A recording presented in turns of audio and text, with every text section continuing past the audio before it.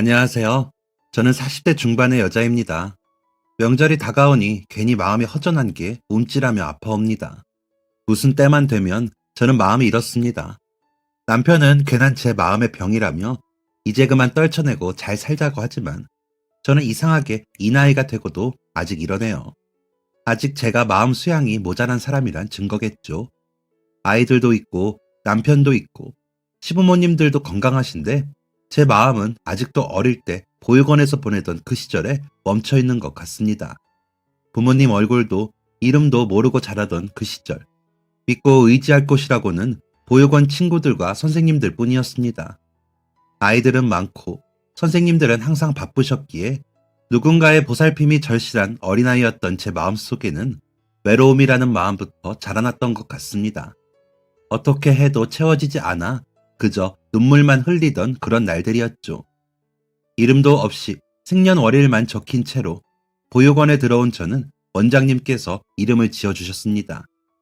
성도 원장님 성을 따라 남씨성을 가지게 되었습니다. 그렇게 가진 제 이름은 남솔미였습니다. 예쁜 이름이지만 저는 이 이름이 평생 주홍 글씨처럼 가슴에 남아 아프게 다가옵니다. 그래서인지 처음 이름을 주고받으며 소개하는 자리가 아직도 불편할 정도로요. 아이들을 낳고 나서는 아이들의 엄마로 불리면 되니 마음이 그렇게 편할 수가 없더라고요. 그래서인지 더 사랑스럽게 느껴지는 아이들입니다. 좋은 엄마가 되고 싶은데 제가 보고 배운 엄마의 모습이 없다 보니 이상적이라고 생각하는 엄마의 모습을 흉내내며 아이들을 기르고 있습니다. 그럼에도 엄마가 최고라며 생글거리며 웃어주는 아이들에게 감사하고 있기도 합니다. 아이들이 제각각 성장할 때까지 더 노력해야겠지만 막연하게 느껴질 때마다 손을 내밀어 도움을 주는 남편과 시부모님께도 감사하고요. 그리고 또 한 사람, 저희 언니에게도 감사하는 마음을 가지고 있습니다.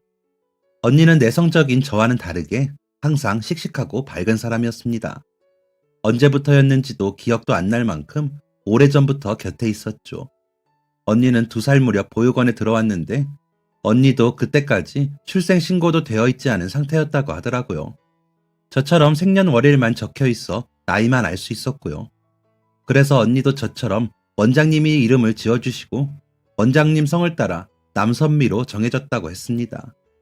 그런 친구들이 몇 있었는데 같이 어린 언니 마음에도 안타까운 마음이 들었는지 언니와 저는 몇몇 동생들을 유난스럽게 챙기며 보살폈습니다. 보육원에서도 간혹 부모님들이 사정상 보육원에 아이들을 데려다 놓고 보러 오시는 분들이 계셨거든요. 저희 보육원에는 그런 부모님을 가진 아이들의 수도 꽤 되는 편이라 저희는 더 상실감이 컸고요. 그래서 마음이 아팠습니다. 선생님들께서는 부모님이 보러 오시는 아이들이나 저희들이나 별반 다름없이 대하셨지만 아이들 사이에서는 보이지 않는 벽이 존재했습니다. 부모님이 정기적으로 보러 오시는 아이들이 아무래도 더 기세등등했죠. 완전히 버려진 게 아니라는 우월감이 상당했던 것 같습니다. 당연하죠. 그 나이 때에는 부모님이 산이고 하늘이고 바다고 땅이잖아요. 기댈 곳 없는 저희 같은 아이들과는 당연히 달랐을 겁니다. 그렇다고 그 아이들이 온전한 가정에서 자란 아이들만큼 행복하진 못하겠지만 그래도 든든했을 겁니다. 적어도 제 눈에는 그 아이들의 자신감이 보였습니다. 그래서였을까요? 저는 점점 더 어둡고 말도 잘 하지 않는 아이가 되었습니다. 기가 죽어 있었던 거죠. 그런 모습에 익숙하다 보니 입양을 위해 저희를 보러 오시는 분들 앞에서도 그랬겠죠. 하지만 그런 저의 모습을 보시고 저를 원하시는 양부모님은 안 계시더군요. 언니가 챙기던 다른 친구들은 입양이 되어 보육원을 떠났지만 언니와 저는 남게 되었습니다. 언니는 워낙 씩씩하고 밝아서인지 한번 입양이 될 뻔했습니다. 하지만 무슨 연유에선지 결국에는 다른 친구가 입양이 되어 언니와 저만 남기고 다른 아이들이 들어오는 것을 보게 되었죠. 초등학교를 가기 전까지는 그게 너무 괴로웠습니다. 그때는 어려 정확히 제 마음을 표현하진 못했지만 너무 괴롭더라고요. 그렇다고 억지로 저를 꾸며서 보이기도 힘든 성격이다 보니 제 스스로를 미워하기도 많이 미워했습니다. 참 바보 같죠? 그런 제가 보육원에서 끝까지 견딜 수 있었던 건 정말 언니 덕이었습니다. 언니는 기세등등하여 부모님이 보러 오지 않는 아이들을 괴롭히는 그 아이들로부터 저를 지켜준 사람이기도 합니다. 부모님의 면회가 있고 돌아온 아이들은 본인들의 마음의 심수를 저희에게 잘난 척하는 걸로 풀고는 했습니다.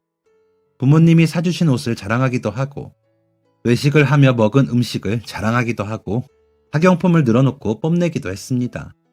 물론 저희가 만지면 달아 없어질까 손도 대지 못하게 하면서 보이며 자랑을 했죠. 그러다 한 친구가 머리핀을 자랑하고 잠을 잤는데 다음날 아침 그 머리핀이 없어진 겁니다. 난리가 났죠. 선생님께서도 성심성의껏 구석구석 찾았지만 없었습니다. 그 친구는 울면서 저를 지목했습니다. 솔미가 어제 그 머리핀을 갖고 싶어서 계속 봤어요. 솔미가 범인이에요. 라며 큰 소리로 울더군요. 그 친구나 저나 초등학교 2학년 때였는데 보지도 않아놓고 어찌나 진짜처럼 이야기를 하는지 저조차도 제가 그 머리핀을 만졌던 것 같은 착각이 들 정도였습니다. 하지만 저는 그 머리핀을 본 적도 만진 적도 없었습니다. 그 친구가 그 머리핀을 자랑할 때 저는 식당에서 수저당번을 하고 있었거든요. 선생님들은 혹시나 싶어 저에게 시선을 돌리시고 저는 얼굴이 빨개져 변명도 못하고 있는데 언니가 야, 거짓말하지 마. 너 어제 머리핀 보여줄 때 솔미는 식당에서 수저당번하고 있었어. 내가 그때 솔미를 식당에 데려다주고 방에 와서 너 머리핀 봤거든. 왜 거짓말하냐? 라며 막아서더군요. 그러자 그 친구는 지지 않으려는 듯 밥 먹고 나서 봤다니까?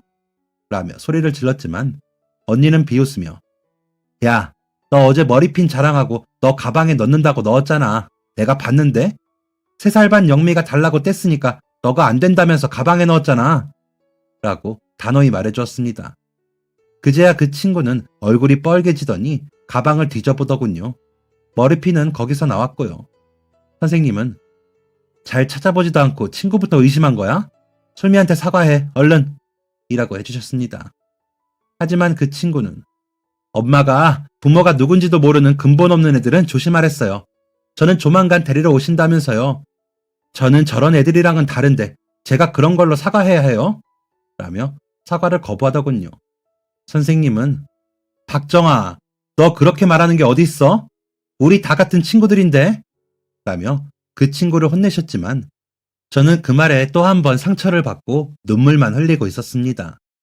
언니는 그런 저의 눈물을 닦아주더니 그 친구에게 그래서 너희 엄마가 너 언제 데리고 가는데? 너 저번에도 엄마가 데리고 간다더니 안 데려갔잖아. 그래봤자 너도 보육원에 버려진 거 아니야? 언제 데려갈지도 모르는데 와서 밥 사주고 옷 사주고 그러면 뭐 달라? 어차피 집에 안 데려가는 건 똑같아. 너도 고아야. 라고 다다다 뭐라고 하더니 저를 데리고 보육원 마당으로 나왔습니다. 저는 그때까지도 울기만 하고 있었고요. 언니는 보육원 마당 한편에 있는 벤치에 저를 앉히더니 왜 울기만 해? 나처럼 따지지. 지도 보육원에 살면서 유세는? 웃기지도 않아. 야, 남솔미. 그냥 너랑 나랑 언니 동생하고 의지하고 살자. 그런 거에 울지 마. 너랑 나랑 이름도 비슷하니까 그냥 내가 언니라고 해. 알았어? 데려가지도 않는 엄마 아빠보다 같이 있는 언니가 낫지. 라면서 제 눈물을 다시 닦아주었습니다. 저는 말없이 고개를 숙였고요. 그런 저희에게 원장 선생님께서 다가오셨습니다. 저는 혹시라도 혼나지는 않을까 겁이 나 언니 뒤에 숨었습니다. 저희에게 이름을 지어주신 원장님은 제가 2살쯤 되었을 때 나이가 많아 은퇴를 하셨다고 하더라고요. 그리고 오신 원장님이 저희가 보호 종료가 될 때까지 계셨고요. 다른 선생님들도 어느 정도 시간이 지나 다른 곳으로 가시기도 하시고 일을 그만두시기도 하시면서 저희는 이별을 습관처럼 받아들이며 컸습니다. 그래서인지 저는 선생님들이 혼내지도 않으셨는데 막연히 두렵다고 느끼기도 했습니다. 선미, 정아한테 말 심하게 했더라? 라며 언니의 손을 잡으시는 원장님의 얼굴은 다소 굳어있기도 했고요. 괜히 제가 주눅이 들고 두려운 마음이 들어 다시 눈물을 뚝뚝 흘리고 있는데 언니는 정아가 먼저 솔미한테 누명 씌우고 사과도 안 하더니 부모님 모르는 저희 무시하는 말 했어요. 라며 기도 안 죽고 원장님께 이야기하더라고요. 그러자 원장님은 그 이야기도 들었어. 그래도 선미야, 정아도 동생이잖아. 솔미랑 더 각별히 지내는 것도 좋은데 정아도 좀 살펴줘. 선미 말대로 정아도 보육원 동생이잖아. 라고 말씀하시며 언니의 눈을 바라보셨습니다. 그러자 언니는 네 라며 고개를 숙이더라고요. 원장님은 그런 언니의 머리를 쓰다듬으며 그럼 다시 들어가서 정아랑 솔미부터 화해시켜주고 선미도 정아에게 사과해줄래? 정아가 많이 속상한지 지금 많이 울고 있거든. 이라고 하시더니 저희를 데리고 들어가셨습니다. 다시 방으로 들어가 보니 정아는 정말 온 얼굴이 빨개지도록 울고 있었습니다. 아무래도 언니의 모진 말로 상처를 받았겠죠. 하지만 저에게도 그렇게 못되게 말해놓고 자신이 피해자인 마냥 울고 있는 모습은 좀 이해가 되질 않았습니다. 선생님들 앞에서 억지로 사과를 하긴 했지만 저는 불만이 좀 남았죠. 뭐 표현하진 않았지만요. 그리고 곧 정아가 왜 그렇게 얼굴이 뻘개지도록 울었는지 알게 되었습니다. 정아는 엄마가 보러 오는 아이였는데 엄마가 다른 아저씨와 결혼을 하게 되었다며 이제 못 온다고 하면서 머리핀을 사주고 갔다는 겁니다.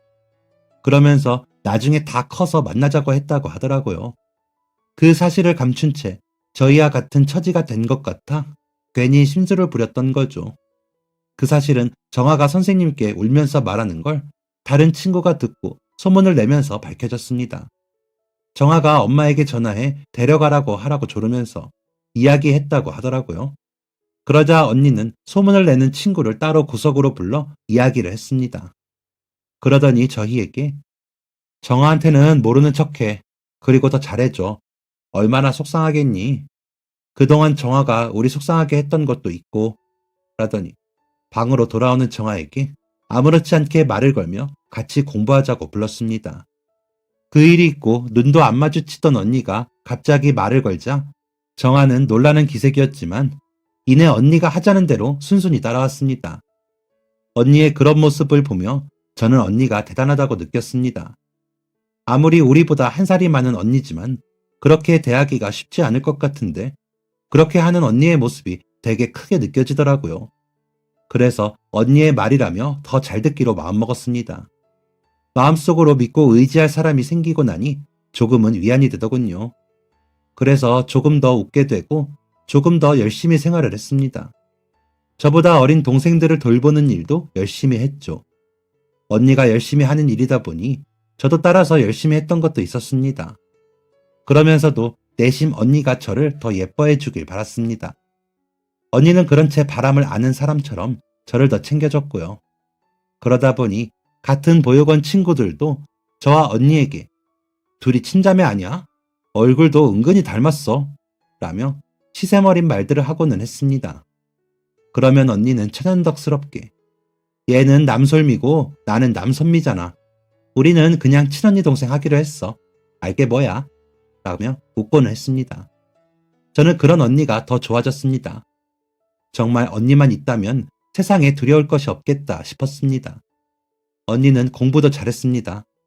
성적도 좋고 학교에서 여는 사생대회에서 상도 많이 타왔습니다.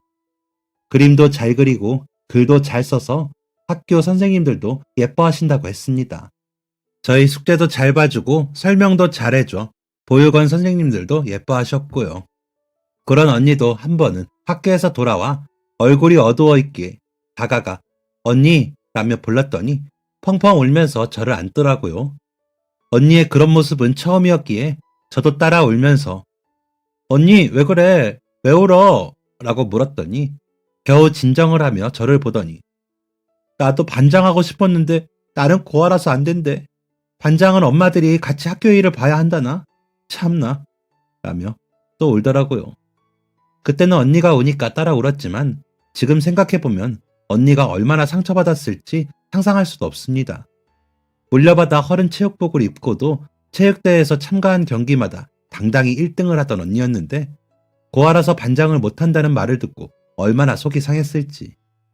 학교 선생님의 사정도 지금에야 이해는 가지만 그때는 참 야속하게 느껴지기만 했습니다. 언니는 그렇게 한참을 숨어서 울더니 저에게 언니 이렇게 온 거 비밀이다. 솔미가 있어서 너무 다행이다. 고마워. 라더니 저를 안아주었습니다. 그러더니 정말 아무 일도 없었다는 듯이 평소처럼 행동하더라고요.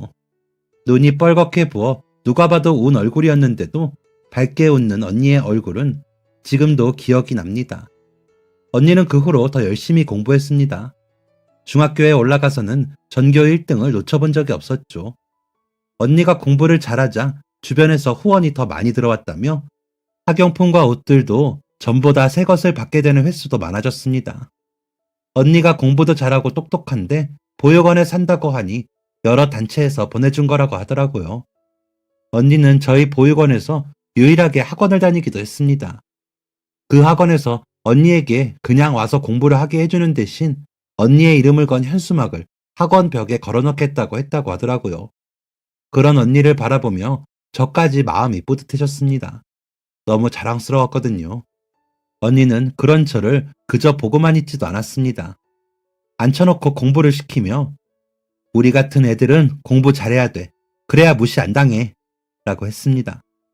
하지만 저는 언니처럼 절실하지는 못했는지 언니만큼 공부를 잘하지는 못했습니다. 반에서 상위권 정도였죠. 그런데도 학교에서 쟤는 왜 고아가 공부를 잘하냐? 우리 엄마 매일 제 얘기해. 고아도 그렇게 알아서 잘하는데 너는 학원 다니고 과외하는데 왜 못하냐고. 쟤 때문에 더 스트레스 받아. 라며 저더러 들으라는 듯 말하는 아이들도 있었습니다. 그런 말들을 들으면 나는 이 세상에 있으면 안 되는 존재인가 봐 라는 생각에 우울해지고는 했습니다. 언니는 그런 저에게 남솔미 정신 차려. 다른 애들이 그런 말 한다고 너가 휩쓸리면 돼? 우리 같은 애들은 그런 소리 들어도 못 들은 척하고 너 할 거 하면 돼. 그런 거 신경 쓸 시간에 공부를 더 해. 라며 핀잔을 주고는 했습니다. 그런 언니가 서운하기도 했지만 언니가 받는 대우들을 보면 그 말이 맞기도 한 것 같아 그저 묵묵히 언니가 하라는 대로 했습니다.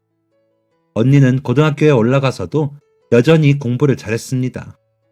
학교에서는 영재반이라는 상위권 반에서 공부를 했고 여전히 공짜로 학원을 다녔습니다. 언니가 좋은 대학에 가는 건 정말 당연한 순서였습니다.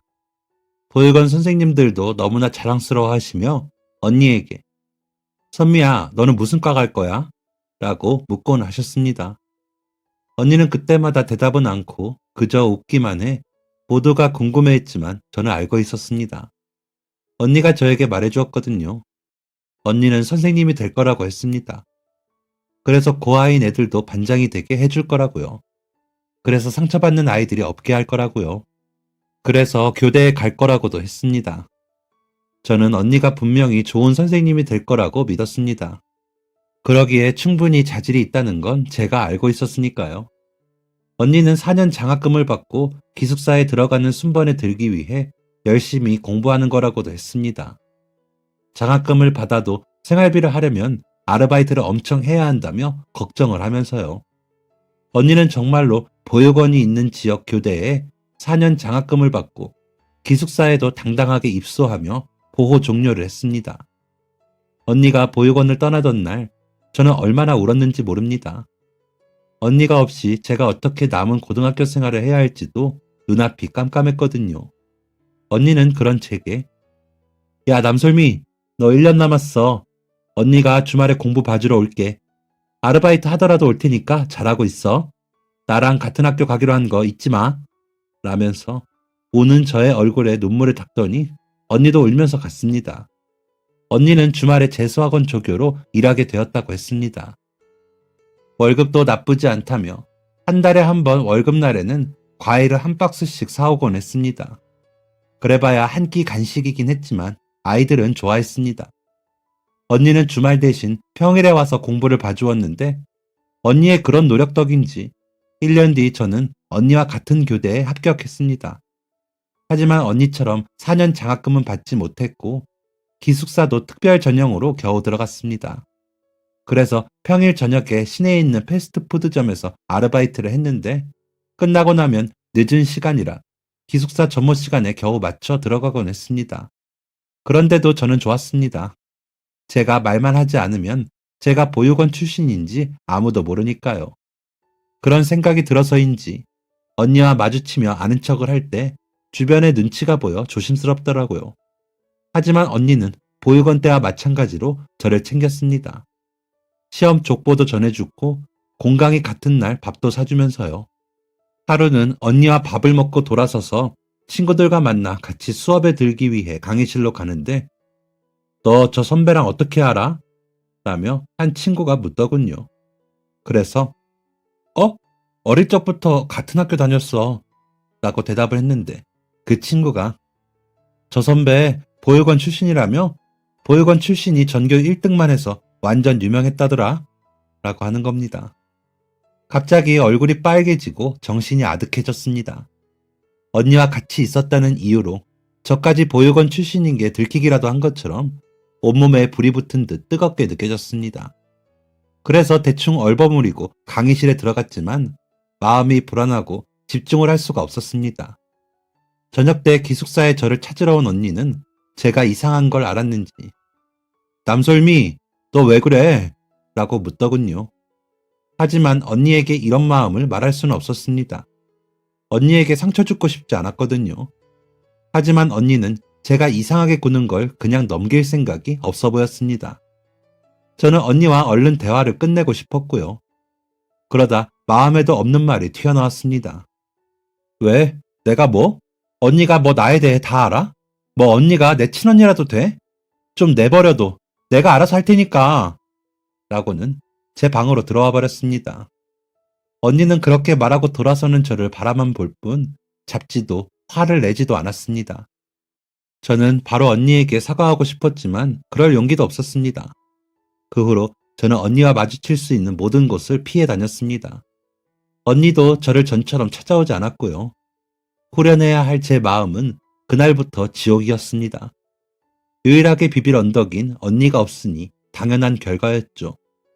입맛도 없고 잠도 잘 못 자고 정말 말이 아니었습니다. 주변 친구들도 저에게 무슨 일이 있냐고 물으며 걱정을 할 정도였죠. 어떤 친구는 야, 너 병원 가봐야 할 것 같아. 쓰러지겠어. 라며 말을 할 정도였으니까요. 그런데도 그냥 마음만 졸이며 아르바이트를 마치고 겨우 맞춰 기숙사에 들어섰습니다. 늦지 않으려고 달렸는데 유난히 숨이 차고 땀이 비 오듯이 흐르더군요. 그러다 내가 쓰러지고 있네? 라는 생각이 드는데 그 후로는 기억이 없습니다. 눈을 떠보니 간호사 선생님께서 저를 보고 계시더라고요. 팔이 욱신거려 보니 링거가 꽂혀 있는데 옆 침대에 언니가 보였습니다. 환자분 정신이 드세요? 다행히 보호자분이 혈액형이 같아서 바로 수혈하고 있어요. 빈혈이 너무 심해요. 수혈은 응급조치니까 꼭 처방받아서 약 드셔야 해요. 아니면 철분주사 정기적으로 맞으시던가요. 거의 다 끝나가니까 움직이지 마세요. 라는 간호사 선생님의 목소리에 저는 그만 눈물이 터졌습니다. 그렇게 못되게 군 저를 언니가 또다시 지키고 있는 모습에 죄책감과 후회가 밀려왔습니다. 제가 울자 언니는 야, 기운 빠져. 울지 마. 밥은 잘 먹어야지. 이게 뭐야? 이거 끝나고 나가면 선짓국이나 먹으러 가자. 그게 빈혈에 좋대. 선짓국 먹어봤어? 라고 하더군요. 언니의 말에 저는 피식 웃고 말았습니다. 언니도 같이 피식거리고 웃더라고요. 응급실에서 나와 언니와 정말 선짓국을 먹고는 기숙사로 돌아가며 많은 이야기를 했습니다. 언니에게 그간의 이야기를 하자 언니는 잠자코 듣더니 그래, 솔미, 너 마음이 이해가 되지 않는 건 아니야. 그런데 솔미야, 우리가 버림받은 건 우리 잘못이 아니야. 언니가 우리 같은 애들은 공부 잘해야 한다고 한 건 사람들 시선만을 뜻한 게 아니야. 우리 버리고 간 그 사람들, 우리 낳아준 사람들을 후회하게 하자는 뜻이었어. 그래서 우리가 남부럽지 않게 되어서 우리 버린 그 부모들이 마음이 바뀌어 찾으러 오는 날, 오히려 우리가 그 사람들을 비웃어주자는 얘기였다고. 그러니까 솔미야, 보육원 출신인 거 그렇게 부끄럽게 생각하지 마. 나도 남들 시선이 좀 달라지는 거 알지만 난 숨기지 않아. 라며 저를 바라보며 걸음을 멈추더군요.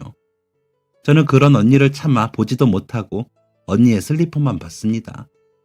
헐레벌떡 나온 것인지 양말도 신지 못한 그 발을 보는데 너무 속상하고 미안하더라고요.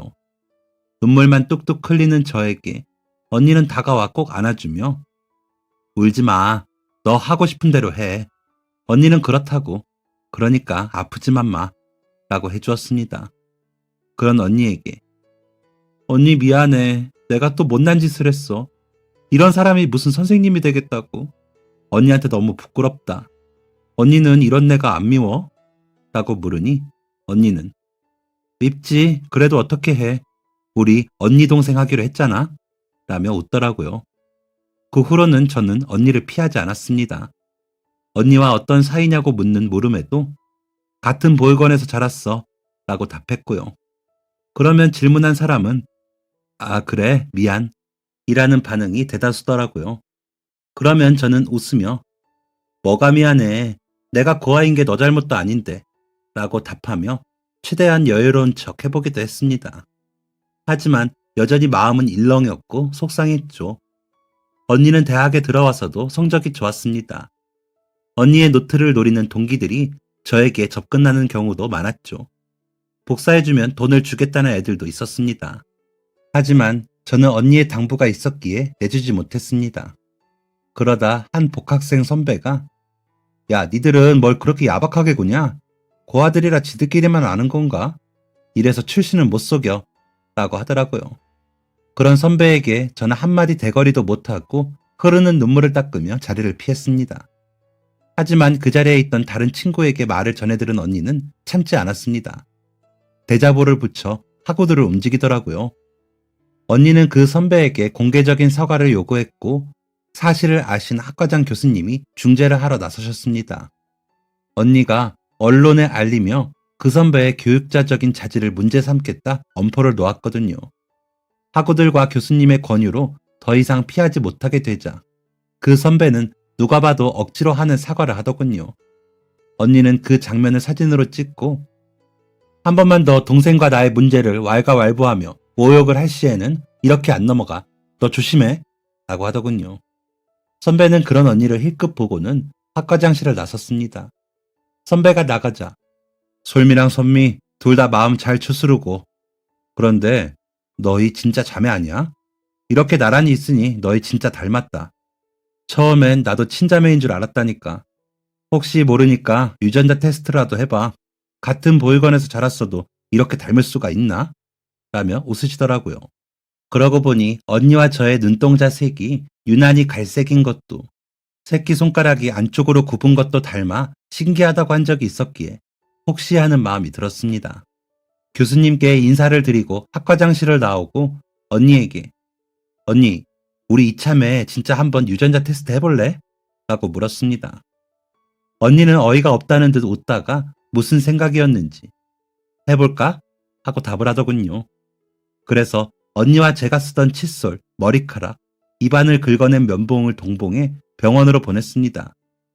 그때는 지금처럼 유전자 검사를 범죄자들을 조사할 때나 하던 시기라 해외 센터로 보내 오랜 시간 기다렸다가 결과를 알 수 있었기에 기다리는 시간 동안 저의 마음은 타들어가더라고요. 언니가 친언니였으면 좋겠다가도 친언니가 아니어도 뭐 어쩌겠나 싶기도 해 갈팡질팡한 날들을 보냈습니다. 언니는 솔미야, 이왕지사 친형제면 너무 좋겠지만 아니어도 너랑 나랑 달라질 게 뭐 있어, 그치? 라며 저를 진정시켰습니다. 그렇게 3개월을 넘게 기다려 결과지를 받았지만 혈연관계가 아니라고 명시가 되어 있더군요. 실망감이 들었지만 그래도 괜찮은 척 언니에게 에이, 친언니면 더 좋을 뻔했는데 그래도 언니는 내 언니다 라며 웃어 보였습니다. 언니도 실망한 듯 보였지만 누가 뭐래? 참나. 에이, 괜히 돈만 썼네 라며 웃더라고요. 그렇게 저희는 결과에 상관없이 전과 다름없이 지냈습니다. 언니가 졸업을 하며 기숙사에서 나가면서 방을 구할 때도 저도 그간 모은 돈을 보태 함께 했습니다. 언니 혼자 월세를 내면 너무 비싸니까요. 지방이라 월세가 싼데도 그때는 그랬습니다. 그리고 언니가 임용고시를 합격할 때까지 제가 생활비를 댔습니다. 언니는 언니답게 한 번에 합격을 하고는 제 임용고시 뒷바라지를 해줬고요. 저는 2번 만에 합격을 해 언니에게 더 신세를 지었죠. 미안해하는 저에게 언니는 야, 너랑 나랑 그런 걸로 미안해하냐? 그러지 마, 나 서운해 라며 제 길을 펴주곤 했습니다. 언니도 저도 정말 다행히 임용고시 합격 후 바로 발령을 받아 학교에 나가게 되었습니다. 그러면서 저희는 저희가 살던 보육원에 한 달에 한 번 봉사를 갔습니다. 전부터 언니와 저는 그러자고 약속을 했거든요. 가서 아이들 식사도 돕고 빨래도 하고 방 청소도 하다 보면 옛날에 저와 언니가 떠올라 또 가게 되기도 했고요. 저희가 있을 때는 유아반 선생님이셨던 선생님이 어느새 원장님이 되셨더라고요. 그래서 더 자연스럽게 가서 봉사를 할 수 있기도 했습니다. 하지만 왜인지 혼자 갈 용기는 없어 언니와 꼭 같이 가고는 했습니다. 그렇게 봉사를 다닌 지 한 4년쯤 됐을 때 원장님이 언니에게 선미야, 너 선 안 볼래? 여기 오시는 분 중에 예전에 여기 원감님이셨던 분이 계신데 아드님이랑 같이 오시거든. 너희 얘기를 했더니 관심을 보이시더라. 근데 언니부터니까 라고 하시더라고요. 하지만 언니는 관심도 없더라고요. 그런 언니를 선생님은 설득하고 싶으셨는지 여기서 1976년부터 한 4년 정도 계시다가 다른 곳 원장님 자리가 나서 옮겨가셨다고 하시더라고. 맞다. 그쯤이면 너희 입소식이 아니니? 아실 수도 있겠다. 하시는데 제 심장이 쿵쾅거렸습니다. 어쩌면 저희가 어떻게 왔는지 알 수도 있다는 생각이 드니 괜히 마음이 그렇더라고요. 관심이 없던 언니도 저와 같은 생각이었는지 눈빛이 변하더니 그 선생님은 언제 오세요? 라고 여쭈어 보더라고요. 선생님은 저번 주에 오셨으니까 별일 없으시면 다음 주에 오실걸. 격주에 한 번씩 오시거든. 여기 계실 때가 좋으셔서 그 기억에 오시게 되신다고 하시더라고. 라고 하시는 말에 언니와 저는 눈빛을 주고받았습니다. 그때는 그저 그 마음이었습니다. 우리를 버린 그 누군가가 어떤 사람인지 혹시나 보지 않았을까. 누가 버린지라도 알고 싶은 그런 마음이요. 그래서 그 다음 주에도 저희는 보육원으로 향했습니다. 제발 기억하시는 게 있기를 바라는 마음이었죠. 기억에 남아있는 분은 아니었지만 한눈에 그분이 그 선생이신 걸 알겠더라고요. 가서 공손히 인사를 드리고 저희의 사정을 말씀드렸습니다. 그러자 원장님께 가셔서는 말씀을 나누시더니 원장실로 저희를 이끄시더라고요. 내가 이렇게 보면 기억이 안 나는데 서류 보면 기억이 나지. 그때 내가 원감이라 서류는 내가 거의 다 썼거든요. 아마 이름도 나랑 원장님이 같이 지었을 거예요. 돌아가신 원장님이 특히나 호적이 없는 아이들이 오면 정말 마음 아파하시면서 예쁜 이름 지으시려고 애쓰셨거든요. 그래도 나도 아이디어를 많이 냈지. 라고 하시면서 서류들을 한참 찾으셨습니다. 그러시더니 저희 이름과 사진이 붙은 원생 서류를 펼치시더라고요. 한참을 언니 것과 제 것을 보시더니 둘이 같은 날 하나 주머니가 놓고 갔네. 여기 적혀 있잖아. 맞아. 그러고 보니 기억나. 강보에 쌓인 갓난아기를 안고 겨우 걷는 애를 업고 오셔서 생일만 적어놓고 가셨어. 에휴, 맞아. 라고 하시더니 고개를 숙여가며 사진 속 얼굴과 저희를 번갈아 보시더라고요. 그러시더니 내 기억이 맞다면 둘이 못해도 사촌지간이거나 친자매일 거야. 맞긴 아주머니는 할머니랬어. 아들 낳아야 해서 도저히 못 키운다면서 며느리인지 딸인지 몰래 놓고 간다고 했어. 아버지라는 사람은 저기 문 밖에서 보다가 가고 맞아, 기억이 나. 라더니 눈물을 닦으시며 그때 원장님이랑 아직도 저런 사람들이 있다고 혀를 차면서 우는 아이들한테 대단한 사람이 돼서 저 사람들 후회하게 해주라고 했는데 정말 이렇게 훌륭히 자라주었네. 고마워요. 라고 하시더라고요. 언니와 저는 차마 말을 못하고 눈물만 흘렸습니다. 선생님께는 너무 감사했다고 인사를 드리고는 다음에 또 뵙자고 약속을 하고는 보육원을 나왔습니다. 그날 언니와 저는 다시 유전자 검사를 하기로 합의를 봤습니다. 여기저기 수소문을 한 끝에 국내에 유일하게 있다는 병원으로 향했습니다.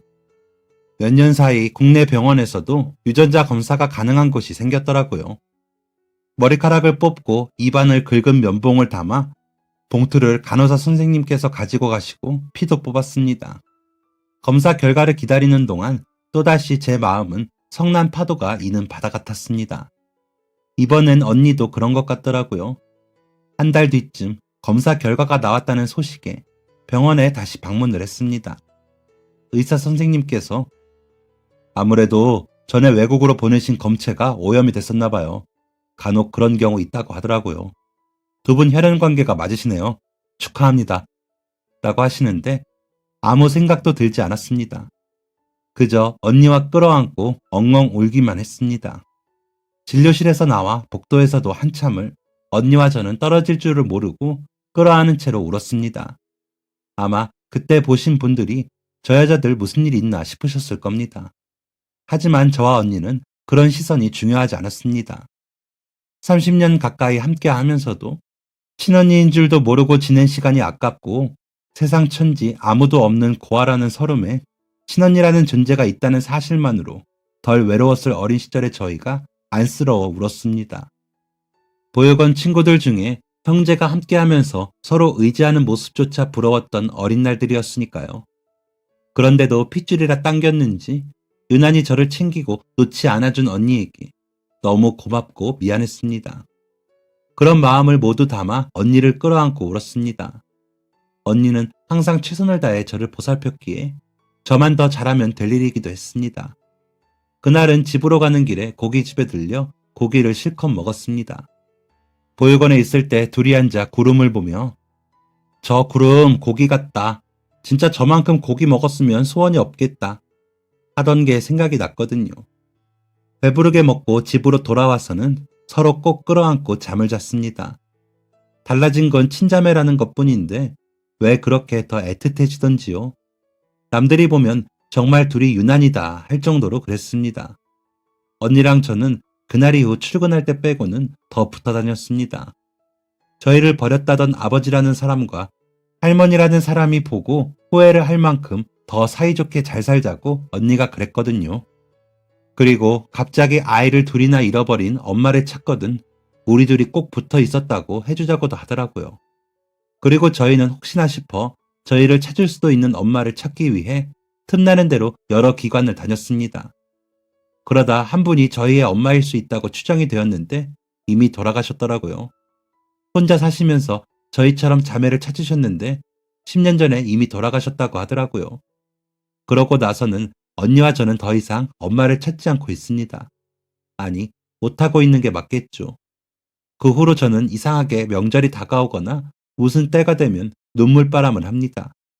언니도 그런 저에게 이제 그만 그러자. 애들 생각해. 라고 하긴 하지만 모질게는 못하더라고요. 아마 언니도 저와 같은 마음이겠죠. 그랬는데 저희 둘째가 저에게 엄마, 이모가 계속 같이 있었다며 그것만으로도 감사해야지. 엄마도 매일 우리 보고 감사하라고 하면서 하더라고요. 그 말을 듣고는 아, 진짜 이제는 애처럼 굴지 말아야겠다. 그래, 언니가 있었잖아. 하고 마음을 먹었습니다. 이렇게 글을 쓰면서도 무거운 마음을 많이 덜어냈고요. 제 곁에는 사랑하는 가족들이 있으니 이제 그만 저를 불쌍하게 보는 것을 멈춰보려 합니다. 어린 시절의 저를 이제는 그만 가여워하고 딸 둘을 갑자기 잃은 어머니를 그만 안타까워하려고요. 아이의 말대로 저에게는 그 누구에게도 없는 언니가 있었으니까요. 언니 덕분에 부족한 상황에서도 행복했던 기억들이 있었으니까요. 생각해보면 그 어린 나이에도 자신보다 저를 돌보느라 애를 쓴 언니가 더 가엾고 측은한데 제가 너무 자기 연민에 빠졌던 것은 아닌가 싶어 미안한 마음도 큽니다. 제가 너무 여리니 언니가 제가 결혼하고 본인은 결혼하겠다며 저 결혼할 때까지 연애도 안 했거든요. 좋다고 따라다니던 형부에게도 저는 동생부터 시집 보내면 그제야 연애할 거예요. 그러니까 따라다니지 마세요. 했다고 하더라고요. 참나. 그렇게나 저를 살피던 언니를 두고 제가 너무 못나게 굴기는 했네요. 그렇죠? 이제는 제가 언니를 좀 보필해 볼까 봐요. 음식 솜씨는 제가 좀 더 있으니 반찬이나 좀 해줄까요? 뭐부터 해야 할지도 모르겠네요. 언니가 이 채널 듣는 걸 좋아해요. 채점하면서 들으면 시간이 금방 간다면서요. 언니에게 언니가 없는 나는 상상할 수도 없으니 어디 가지 말고 앞으로도 잘 부탁한다고 좀 전해주실래요? 아마 언니는 웃으면서 저에게 전화를 해서는 기가 막혀 할 겁니다.